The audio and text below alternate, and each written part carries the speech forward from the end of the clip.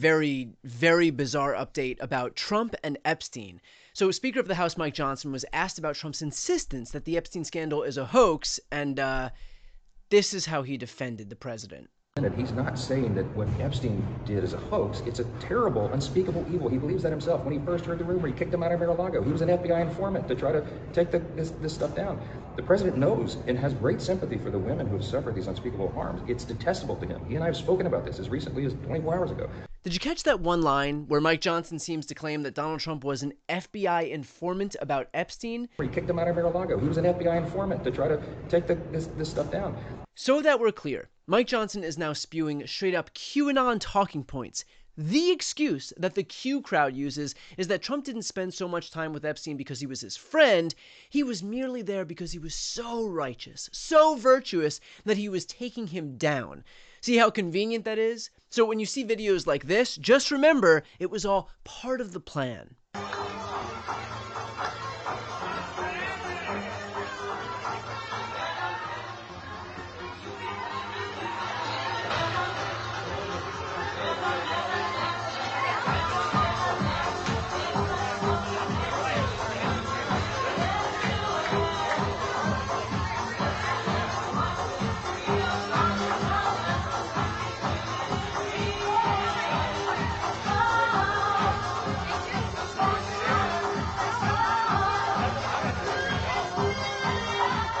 But hey, while it might look like Trump is buddy-buddy with a notorious pedophile, in fact, he was doing the opposite and taking him down. Convenient, huh? Of course, that doesn't explain any of Trump's bizarre behavior as it relates to Epstein, like this. Would you declassify the 9/11 files? Yeah. Would you declassify JFK files? Yeah. Would you, I did a lot of it. Would you declassify the Epstein files? Yeah, I would. All right. I guess I would. I think that less so because, you don't know. You don't want to affect people's lives if it's phony stuff in there because there's a lot of phony stuff with that whole world. Or meltdowns like these. Are you still talking about Jeffrey Epstein? This guy's been talked about for years. You're asking, we have Texas, we have this, we have all of the things. And are people still talking about this guy, this creep? That is unbelievable. Do you want to waste the time, and do you feel like answering? I don't mind answering. I mean, I can't believe you're asking a question on Epstein at a time like this where we're having some of the greatest success and also tragedy with what happened in Texas. It just seems like a desecration, but you go ahead. I don't understand what the interest or what the fascination is. I really don't. And the credible information's been given. Don't forget, we went through years of the Mueller witch hunt and all of the different things, the Steele dossier, which was all fake. All that information was fake. But I don't understand why the Jeffrey Epstein case would be of interest to anybody. It's pretty boring stuff. It's sordid, but it's boring. And I don't understand why it keeps going. I think, well, really only pretty bad people, including fake news, want to keep something like that going. No, it's I call it the Epstein hoax. It takes a lot of time and effort. Instead of talking about the great achievements, we've had a great gentleman yesterday, as you know, went on CNBC and he made the statement that Trump may go down as the greatest president of all in the United States. And instead of talking about the things we've achieved, we've had tremendous achievement. They're wasting their time with a guy who obviously had some very serious problems. Or the fact that he was so desperate to distract from Epstein that he floated the idea of arresting Barack Obama and Beyonce and Kamala Harris and Oprah. He tried to relitigate Hillary's emails. He threatened the Washington commanders, floated denaturalizing Rosie O'Donnell, and started posting the most blatantly transparent Truth Social posts like this, where he wrote, "What's going on with my boys?" and in some cases, gals. They're all going after Attorney General Pam Bondi, who's doing a fantastic job. We're on the team MAGA, and I don't like what's happening. We have a perfect administration, the talk of the world, and selfish people are trying to hurt it all over a guy who never dies, Jeffrey Epstein. For years, it's Epstein over and over again. Yes, all very indicative of a guy who was definitely, totally not friends with Epstein, but rather was just trying to take him down. Got it.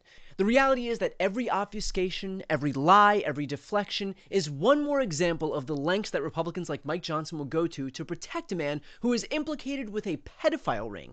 Mike Johnson, this pious figure on the right, has now fully dedicated himself to ensuring that Trump's links to a pedophile remain hidden. He's not only spewing QAnon propaganda to muddy the waters, but don't forget that he literally sent Congress home to avoid having members vote on a discharge petition to force a vote on the release of the Epstein files, which, by the way, they did anyway. The Washington establishment is asking the American public to believe something that is not believable. They're asking you to believe that two individuals created hundreds of victims and they acted alone, and that the DOJ has no idea of who else might have been involved, that nobody else did anything that rose to a criminal enterprise. The American people know that's not true. Now, the Speaker of the House just offered a fig leaf to my colleagues. They're going to vote on a non-binding resolution today that does absolutely nothing. I appreciate the efforts of my colleague James Comer, who's leading the Oversight Committee. They may find some information, but they're allowing the DOJ to curate all of the information that the DOJ is giving them.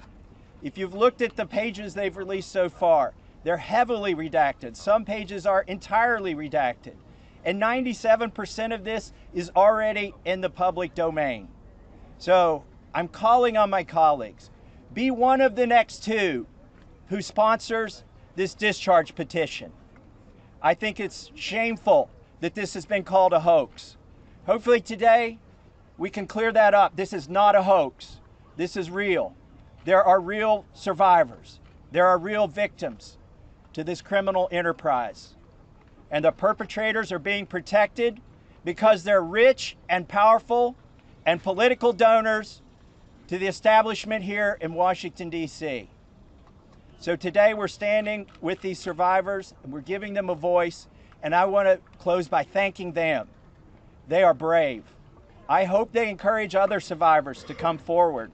So while these people love to beat their chests as the party of family values and fillet themselves over how godly they are, their actions matter a hell of a lot more than their words. And their actions betray a sick obsession with deferring not to the victims, but to the perpetrators.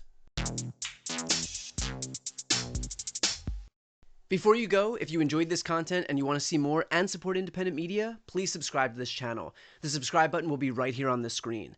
But second, the reality is that we are now in a political environment where this administration can lean on any of the social media platforms to suppress certain voices if they don't like critical coverage. That means my longevity here is in the hands of a few tech billionaires who are already making it clear that they are willing to cater to this administration. To that end, signing up for my newsletter is a way for me to reach you directly if that ever becomes necessary. I'll put the link right here on the screen as well, so please sign up. It's free, but there's also an option to do a paid subscription if you'd like to support me and my team. I really appreciate it. Thanks so much.